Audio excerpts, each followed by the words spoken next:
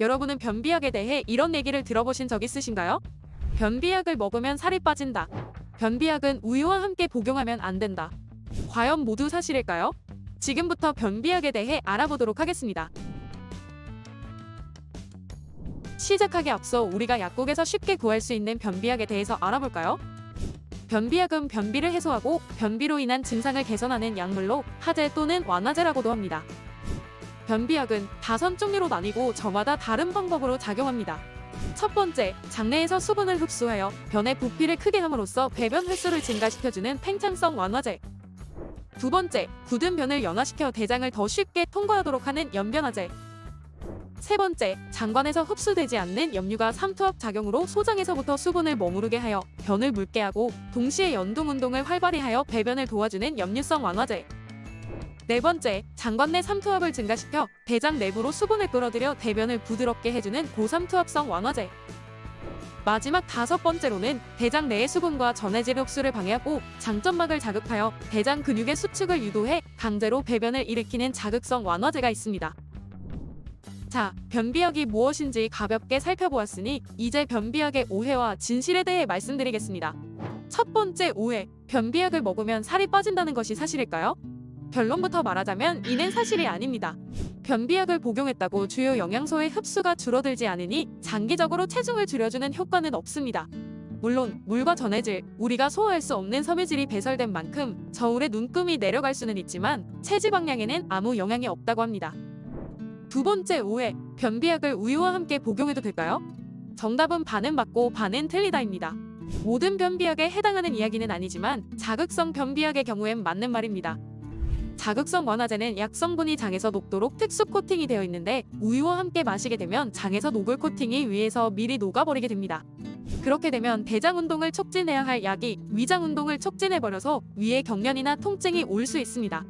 하지만 어디까지나 자극성 완화제 같은 특수 코팅된 약에 한해서일 뿐 모든 약을 우유와 함께 복용하면 안 된다고 오해하시면 안 됩니다. 대부분의 약은 1시간 내지 2시간 정도 지나면 대부분 체내에 흡수가 되기 때문에 대략 2시간 정도 지난 후에는 우유를 마셔도 괜찮습니다. 그렇다면 정해진 용법을 지키지 않고 변비약을 복용하면 어떻게 될까요?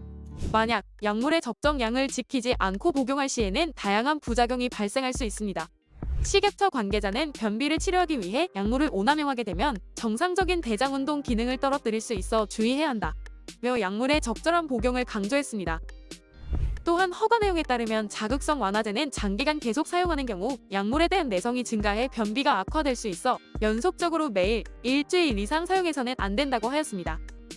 마지막으로 심장이나 신장 기능이 저하된 환자가 변비약을 매일 복용하면 변비약이 수분과 미네랄을 지나치게 내보내서 체액 균형이 깨질 수도 있습니다.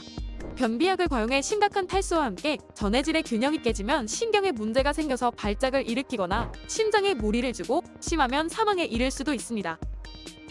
지금까지 오남용 시 위험성과 부작용에 대해 알아봤는데요. 다시 한번 변비약에 대해서 간단하게 정리해 주실 정약용 선생님을 모셔볼까요? 정약용 선생님 나와주세요. 다들 안녕하신가?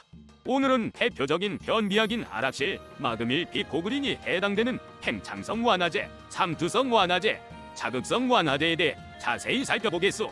가장 먼저 약국에서 쉽게 찾아볼 수 있는 약물인 아락실은 팽창성 완화제에 해당하오. 팽창성 하제는 복용 시 충분한 물과 함께 섭취해야 하고 식사 직후 약을 복용하면 속이 더부룩해질 수 있기 때문에 장을 비운 상태나 식전 또는 취침 전에 먹는 것이 좋소.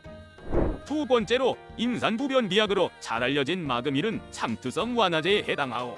삼투성 완화제 또한 복용 시 충분한 양의 물과 함께 정해진 용량을 준수하여 복용해야 하오. 무엇보다 의사의 지시 없이 1주 이상 복용하지 말아야 한다네. 마지막으로 강력한 효과로 알려지고 있는 불포락스는 자극성 완화제에 포함된다네. 자극성 완화제는 복용하고 1시간 동안 우유나 제산제 등의 알칼리성 음식을 먹지 않도록 하며 충분한 물과 함께 씹지 않고 복용해야 하오. 그리고 팽창성 완화제와 비슷하게 장을 비운 상태나 식전 또는 취침 전에 복용해야 하오.